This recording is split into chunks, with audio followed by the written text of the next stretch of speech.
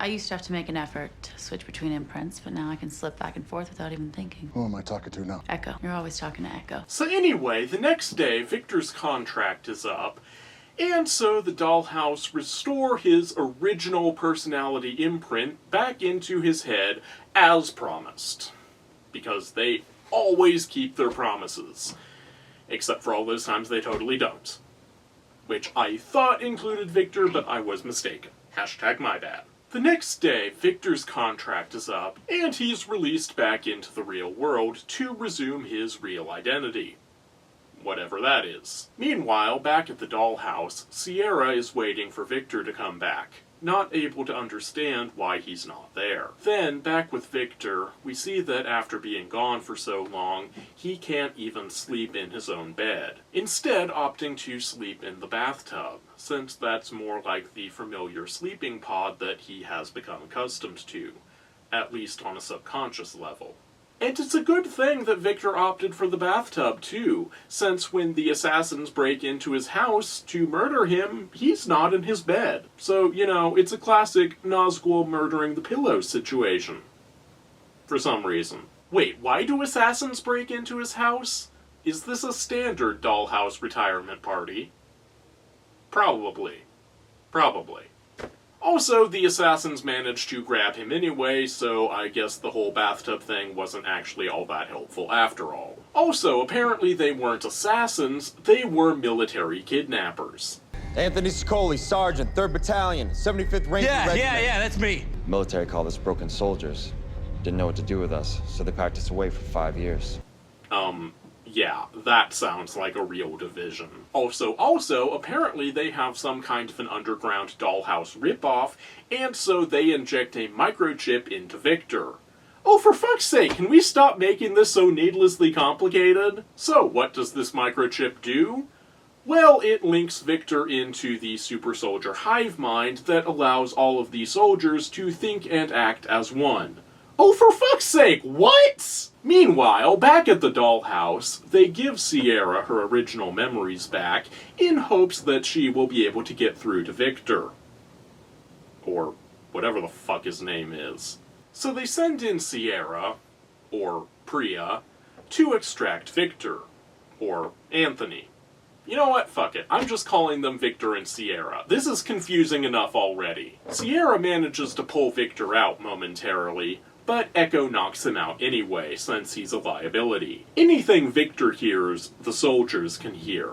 Plus, he could revert at any moment. But then, when Victor wakes up again, he tells them to keep him awake so that they can take advantage of the two-way connection he shares with the super soldier hive mind.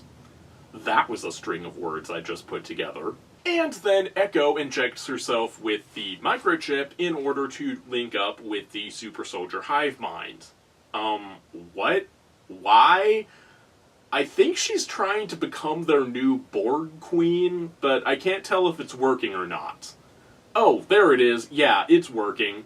It was cooler when 7 of 9 did it in Picard. Just as confusing, and equally as implausible, but cooler. Echo pulls over on the side of the road to let Victor and Sierra escape. But before they can, the Dollhouse employs one of those impossible remote wipes on all three of them. And so they all return to doll state and wait to be recaptured. And the director sends Echo straight to the attic along with Victor and Sierra, casually breaching all three of their contracts. And at this point, we finally learn what the attic is. It turns out that it is in fact a two-part system. One part cold storage for the physical body, and one part mental prison. Cool. Very cool. Yeah, so much for those contracts that they all sign. You know, the ones that say that they'll be released after 5 years and not stored indefinitely in a cold storage mental prison. My apologies. I meant to say cold storage / mental prison. So Echo is in the attic. Yeah, we've all been there. But it turns out that she's not actually as unconscious as she's supposed to be. So Echo breaks out and rescues Sierra and Victor, and then they all make their way out to find their way to freedom. And then suddenly Echo is back in the attic surrounded by slime, as if nothing happened. Because apparently nothing did happen. Apparently the escape was all just part of the mental prison. Apparently she will be permanently caught in this cycle of escaping and then being pulled back. For all eternity. Fun! But on the plus side, her fever dream does show her this cool vision of the world tree, so that's nice. Also this. Did she say why? Does she ever? Darth Vader kills lieutenants, not stormtroopers. So he knows that they're the bad guys, right? He has to know that they're the bad guys. But it turns out that the director wasn't actually calling Scientist Guy's assistant into her office to fire her, but rather to offer her Scientist Guy's position. Because she's firing Scientist Guy! Wow, what a twist! It would probably be more of a twist if I remembered this plot point, but what a twist! Also, apparently the director is firing Scientist Guy not because he failed to deliver in any way, but rather because he already delivered and now he is of no further use to her.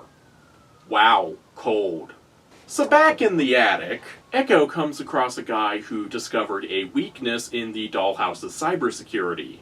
And apparently, instead of solving the problem with the Dollhouse's cybersecurity, they decided to send the guy to the attic and pretend that the problem did not exist. What? Why? That makes no sense! That doesn't even address the root of the problem! That these people are morons! Oh, also, someone on the outside apparently killed the guy, so now Echo is stuck in his head. Except she's not, because she immediately escapes. What?! Also, she's now apparently with some guy who's fighting something. We'll call them Beowulf and Grindel. So Echo and Beowulf pull Victor out of his Vietnam flashback, and then the three of them rescue Sierra from Grindel. But it turns out that Grindel isn't actually Grindel at all. He's just some guy. Wait, what? Okay, so it turns out that the reason why Grindel Guy was trying to kill everyone is because he was trying to take out the Dollhouse's mainframe, and they are the mainframe. Because apparently the Dollhouse is using their combined neural pathways to create an internal network. Or some shit like that. What? So I guess that means that the Dollhouse never had any intention of honoring people's contracts, since they need them to create their network. Yeah, that's not surprising. This is the shape of things to come. So apparently the Dollhouse isn't just evil, but they are actually going to literally destroy the world if they go unchecked. Although, it isn't technically the Dollhouse, or at least not the Dollhouse that we've been following, but rather the Dollhouse's parent company, Rossum, which is the evil genius mastermind going to take over the world for some fucking reason. But the Dollhouse that we've been following, apparently they're fine. Apparently.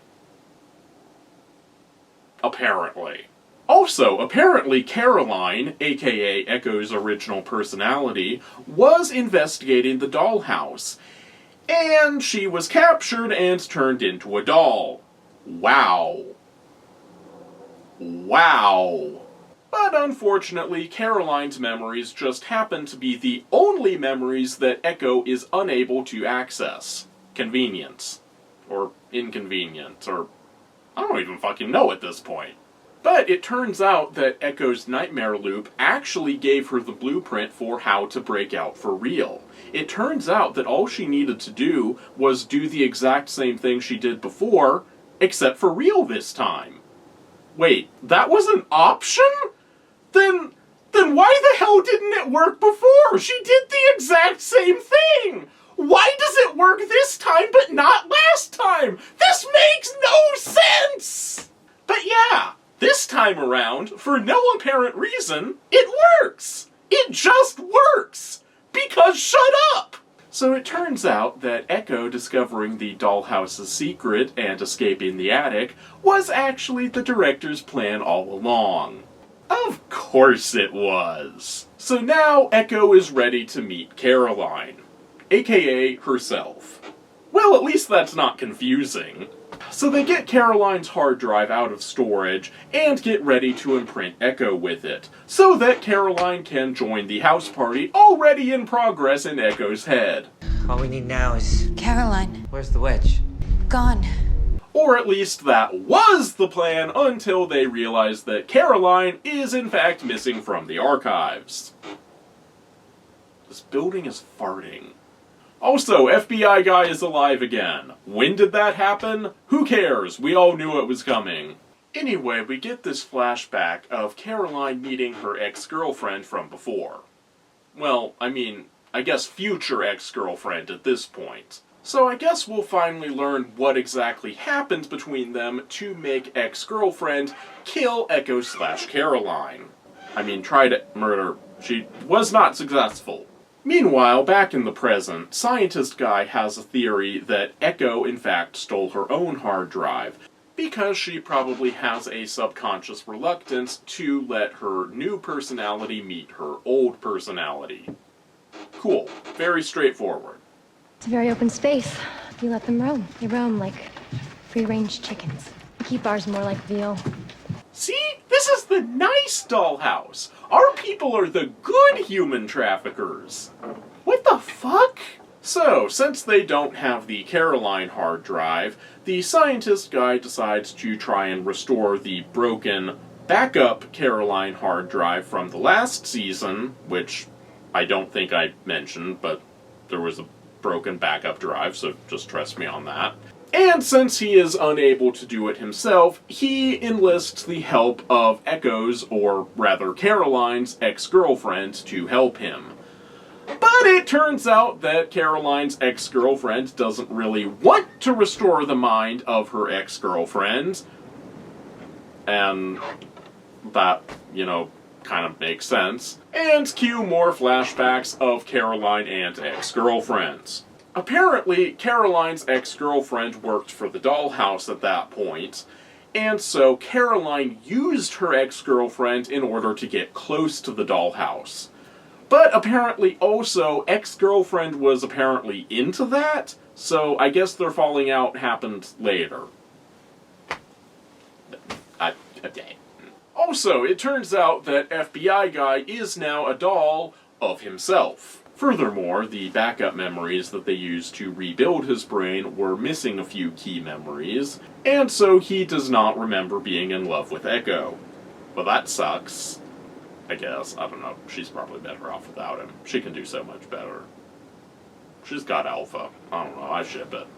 So Caroline and ex-girlfriend break into the Dollhouse, or rather to the office buildings of the parent company of the Dollhouse, and Echo sets bombs in the building in an attempt to sabotage their operation.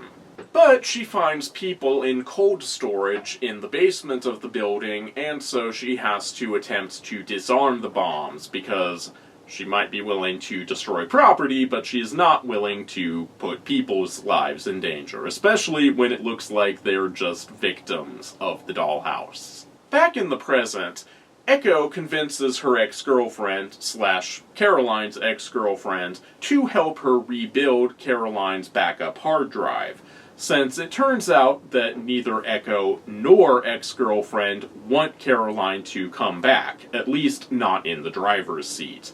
And so, working together, they will ensure that Caroline will be brought back, but as a subordinate imprint. Makes sense to me! What are you not following that for? That's your problem! Or at least they were going to do that until the doll doctor from last season shows up again and kills ex-girlfriend. Jesus, this show introduces and discards plot points fast. Jesus Christ, this show introduces and dismisses plot points fast. So then, Scientist Guy dismisses his assistant. I got it from here. You get your chance. You slip out. Since he's noticed a disturbing trend of minor characters getting killed off for no reason, and he doesn't want her to follow suit. Good plan. Also, the Unimind soldiers have broken in for some reason. I I don't know. I assume they're here to kill someone. Also, I had completely forgotten about the Unimind soldiers. Don't lie, you had too!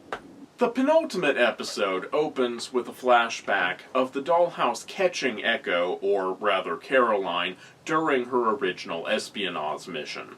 And not only does the Dollhouse force her into a 5-year contract to avoid prison, not only is it her original handler who makes this sketchy deal with her, but no, it turns out that the Dollhouse have always wanted to get their hands on Caroline because of a rare gene that she has that they want to experiment on. And so her breaking into their offices was playing right into their hands. So now they have what they've always wanted. And they probably orchestrated the whole thing, manipulating her into breaking in the first place.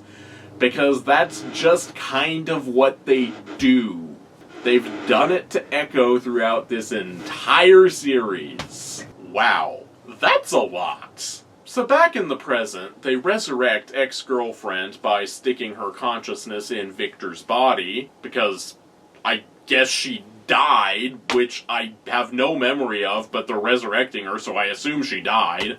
And she starts freaking out. Understandably. Then the doll doctor shows up, except she's not the doll doctor anymore. She's being possessed by the guy from the attic who Echo found, but who apparently escaped and is now inhabiting the head of Doll Doctor. It's perfectly straightforward. I don't know why you can't follow that. Then ex-girlfriend Victor and scientist guy find evidence that Echo's original handler drugged Echo before she was imprinted in order to silence Caroline, because he didn't want Caroline to be able to identify the founder of the Dollhouse. Are you following? Yeah, I'm not either. No more imprints of me. Look, I get it. The tech is responsible for all of this. But in this particular why not give the good guys a fighting chance? Who the hell even are the good guys at this point? So scientist guy baits original handler guy by telling him that he knows that Echo was drugged by someone, but not revealing that he knows who drugged Echo. That way, handler guy will accidentally give himself away by... I have absolutely no idea. What is the plan here? Thank you for confiding in me, Topher. Of course. Bros before others, you know, bros. Yeah, sure. That's definitely the saying. I can botch sayings too. Hard times don't last. Hard teams do. So scientist guy employs his brilliant plan to have the handler reveal himself by letting the handler get the drop on him and almost shooting him. That's not a very good plan. Also, now scientist guy is pretending like he doesn't know that handler guy drugged Echo. What? What is going on here? Was it not him who saw the video before? Was it Victor? I can't keep these people straight! Especially considering that Scientist Guy and Victor were clones at one point! Meanwhile, former Doll November and FBI guy are attempting to sabotage the Dollhouse's supercomputer. But unfortunately, Traitor Handler triggers November's sleeper agent protocol and forces her to try and kill FBI guy. Again, he already died once. Why should it take this time? But November manages to regain control momentarily, and so she kills herself in order to save FBI guy. This show sure fridges a lot of women. Scientist guy realizes that it's his remote wipe gun ray thing that is going to cause the end of the world, and so he destroys it, along with all the blueprints and any records of how he built it. Yeah, hopefully those haven't made it onto the internet. Meanwhile, FBI guy teams up with Traitor Handler guy to take down the director, because he's under the impression that it was the director who triggered November's sleeper agent protocol. But of course it was actually Traitor Handler guy who triggered it, using a recording of the director's voice to do it. So FBI guy teamed up with the worst possible person. And then Echo and Handler fight it out, and then Scientist Guy shoots Handler, which works for some reason, even though it's only supposed to work on dolls. So, is he a doll? Or have they changed the rules? Is the Handler guy the same as the Founder guy? Because the Founder guy was in the attic and escaped, imprinting himself into another body. So if the Handler guy and the Founder guy are the same person, then this would make sense because he would be a doll imprint of himself in someone else's body. But I didn't think that the Founder guy and the Handler guy were the same person, so I'm not sure if this makes sense or not. Let me check my notes. I did not take notes. Actually, this is my notes. It's long. I took so many notes. But I missed this one. And so, they blow up the building, and the day is saved. Somehow. Then, cut to 10 years later. That was abrupt. And that's the end of the episode! So, yeah, that's it for Season 2. So, that just leaves the Epitaphs. We'll circle back around to Epitaph 1 at the end of Season 1, before continuing on to the final episode of Season 2.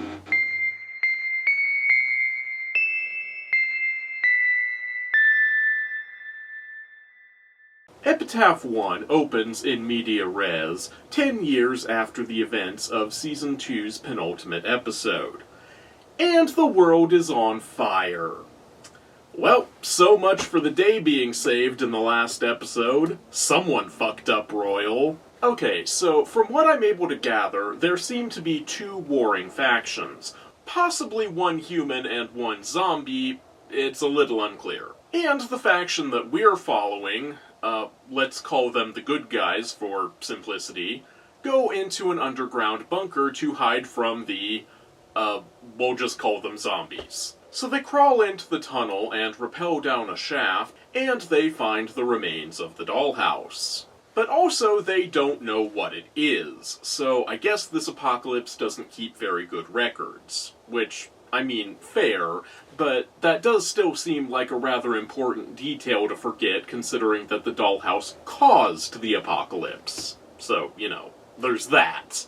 But even though they don't know that the dollhouse specifically is responsible for the apocalypse, they do seem to know that the tech is responsible for the dollhouse in some manner. Well, that's vague to the point of being worthless. But anyway, they have a strict no-tech policy, so naturally, the first thing they do when they find a piece of tech is to use it. These people suck! So anyway, they stick the random memories from the first hard drive they find into the member of their party whom they deem the most expendable. Seriously, they were just talking about how he's slowing them down and they should just kill him. But now they've found a use for him, so that's nice. Look, the kid is one thing, but dragging that dumb show around. You want to be the one to tell the little girl we gotta plug her dad? Let her get used to us for a few days. And then we'll ditch the old man. Very, very nice. Nice people. So they dump the imprint into the guy, just sort of knowing automatically how the tech works, somehow. And in doing so, they learn what the dollhouse was, and that it was in fact the dollhouse that caused the apocalypse. Convenience! Also, you remember that sketchy-ass group shower? Well, it still works. The entire world is broken, but that thing still works. Sure. I mean, how else are we supposed to get our obligatory woman gets killed while taking a shower scene? Jesus Christ, Joss Whedon, was that really necessary? Not only was this yet another minor woman character killed off for no reason other than shock value, but also the script goes out of its way to make sure that she's naked for reasons which make absolutely no sense. Meanwhile, we continue to get flashbacks from 10 years ago, aka clips from the rest of the series, via Imprint Guinea Pig. Then, back in the present, or the future, depending on how you look at it, they come across Doll Doctor from before, who apparently has been down there the whole time. Just kind of living down in the dollhouse for 10 years with everything broken. No questions, no questions. And Doll Doctor tells them about something called Safe Haven, which, yeah, that sounds much better than the place they are now. Maybe go there. Also, at some point in the last 10 years, the scars on her face have been healed. Somehow. Unless that's a continuity error. It might just be a continuity error. Anyway, enjoy this flashback where it turns out that the Dollhouse was secretly a secret immortality project the whole time. So yeah, you remember that one episode from Season 1 where the recently deceased woman paid the Dollhouse to have them resurrect her for one final day by borrowing someone else's body to have her brain uploaded into? Yeah, apparently that was the end goal of the Dollhouse this entire time. But remember how that lady gave the body back willingly once she was done solving her own murder? Well, now, with the founder guy who escaped from the attic with Echo in the last episode, he has taken over Victor's body and has no intention of giving it back. Moreover, he intends to transfer from one body to the next for all eternity in order to gain immortality. What a nice guy! Meanwhile, back in the present, the little girl from the party has started acting weird and has shot one of the other members of the party. So I'm going to go out on a limb and say that the finder guy who was previously possessing Victor has moved on to his next body and is now possessing the little girl. And yeah, that's confirmed a few minutes later. Apparently he chose that body because no one would ever suspect a little girl. So, yeah, I guess that makes sense. Meanwhile, we keep getting interspersed flashbacks of the group that we have been following throughout the entirety of the series as they start to go crazy in the Dollhouse, which is already cut off from the outside world, which is presumably already radioactive at this point. So basically, the apocalypse is already in progress outside, and there's nothing they can do about it. In particular, the scientist guy keeps going on this endless loop in his head where he knows what to do, but it's too late for it to help. And so he's just stuck in this spiral of despair. Fun times! But just when it seems like all hope is lost, Echo breaks into the shell of the Dollhouse, giving everyone just the glimmer of hope that they will finally be able to escape from their subterranean prison. Yeah, because the world above is so much better. Meanwhile, back in the present, or the future, or whatever, the group that broke into the Dollhouse at the beginning of this mess are back with the little girl who is being possessed by the co-founder of the Dollhouse. And they shove her into the imprint chair in an attempt to remove the imprint of the Dollhouse's co-founder and replace it with the imprint of Caroline's original memories. Caroline being the original personality of Echo, you'll recall. Maybe. You might recall that, but I'm reminding you. So now the little girl is Caroline, but not Echo, I think. Yeah, I'm pretty sure she's only Caroline and does not have the rest of the imprint army that makes up Echo. Just Caroline. I think. Then everyone gets gassed with knockout gas for some reason. Except for little girl Caroline and two random others. For some reason. They escape somehow. And they leave the Dollhouse via elevator shaft. For some reason. I mean, I guess it's to avoid the gas. But somehow they escape. It's a little unclear. But bottom line, those three escape through an elevator shaft, out of the Dollhouse, and now they get to see what the outside world looks like. Spoiler alert, it's not very good. They climb out the old elevator shaft, reaching the old office building above the Dollhouse. Then they climb out a window and up a conveniently placed ladder, for some reason. And that's where episode 1 ends. Well, that's the end of part 1. Part 2 had better have some goddamn answers. Well, better put in the next disc. crap, I misplaced the disc. I may never know how this stupid thing ends. Okay, I found it. I just put it in the wrong box. It's confusing switching from the last disc of Season 2, back to the last disc of Season 1, and then back to the last disc of Season 2 again. So the group from before have successfully made it to Safe Haven, which does not live up to the name. Wait, no, they're still in transit to Safe Haven. This building is Safe Haven.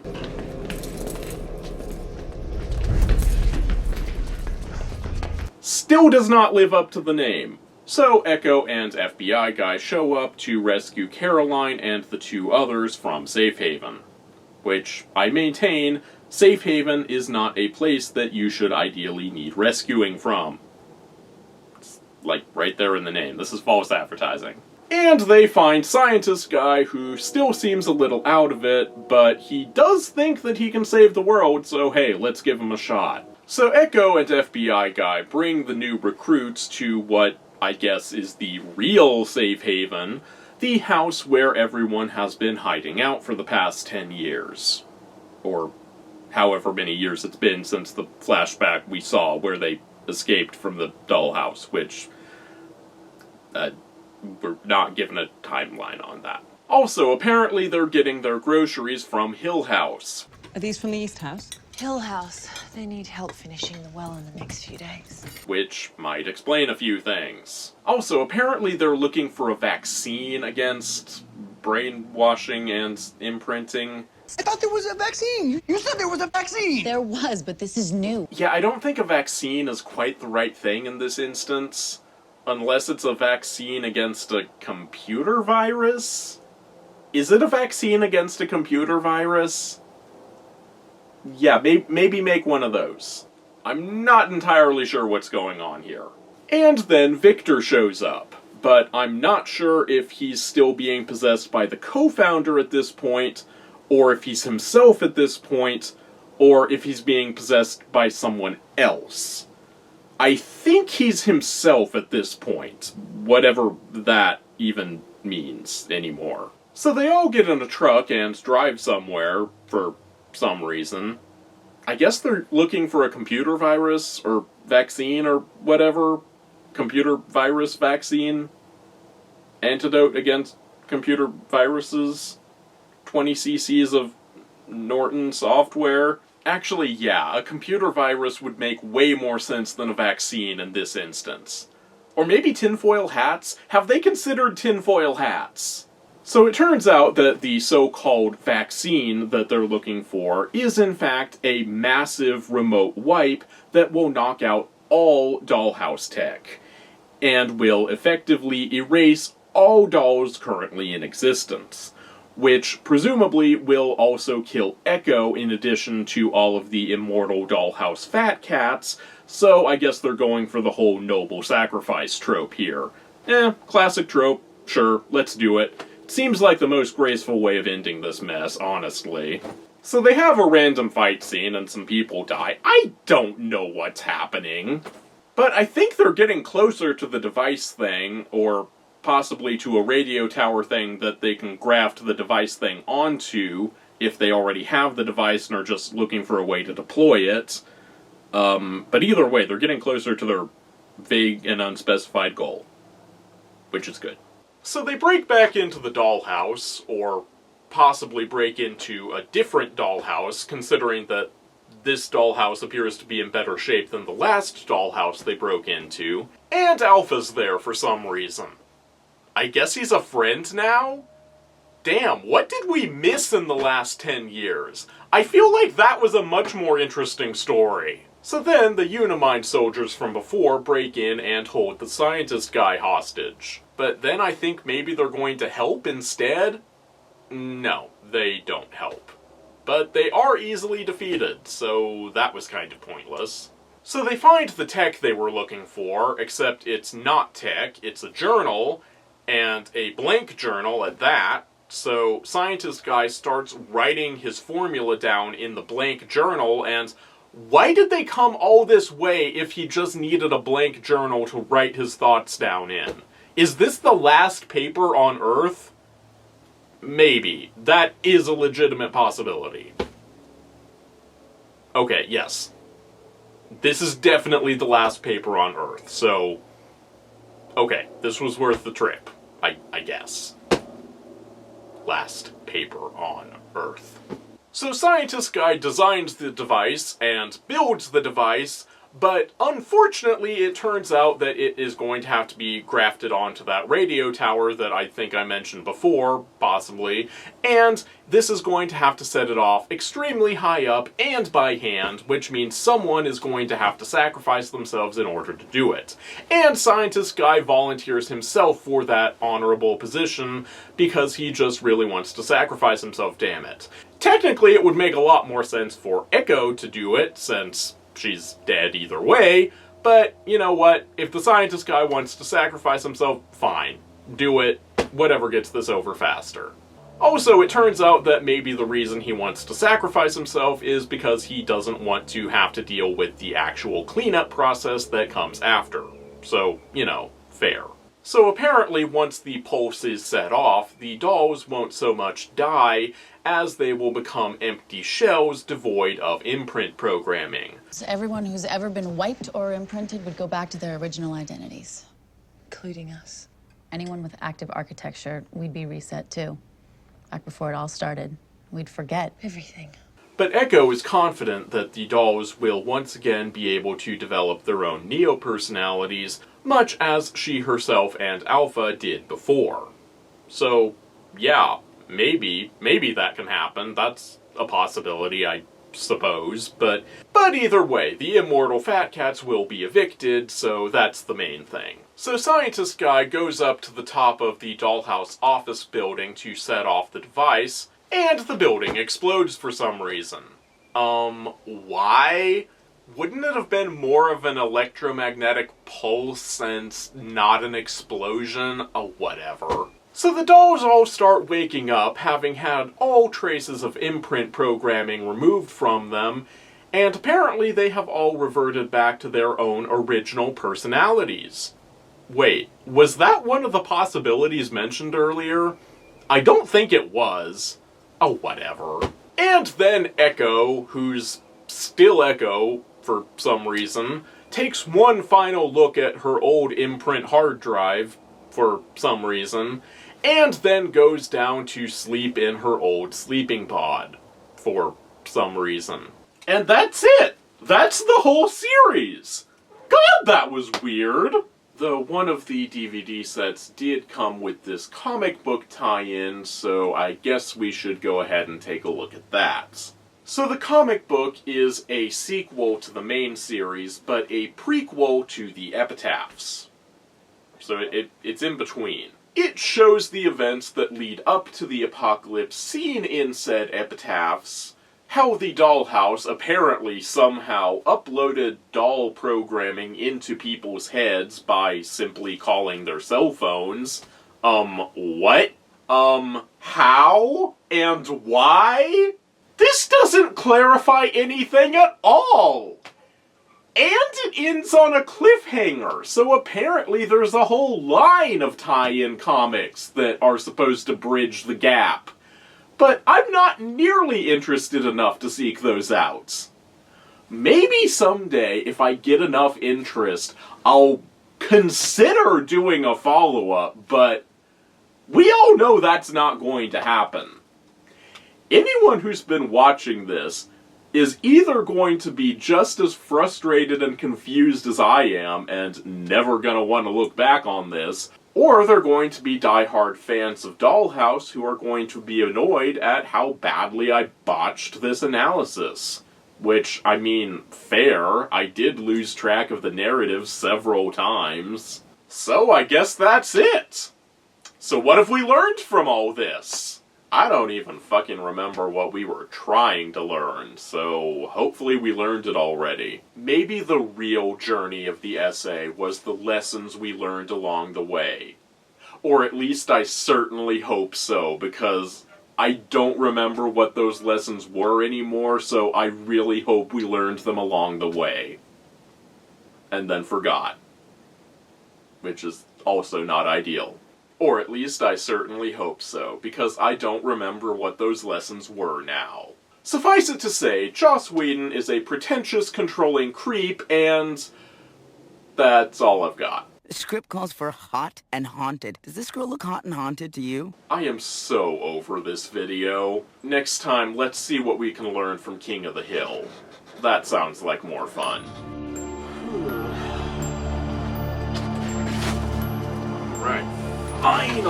Finally to the Epitaphs, and yes, I just kind of destroyed the set. It's 10 years later, the set is destroyed. Ooh, it's symbolic and therefore brilliant, blah, blah, blah. But no matter, because they managed to resurrect her by sticking her consciousness into Victor's body. But she's naturally a little about the whole thing. I can relate.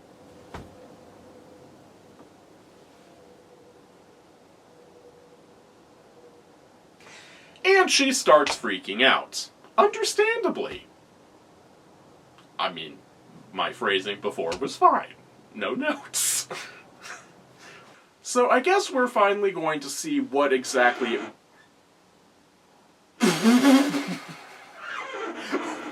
the fuck is going on out here?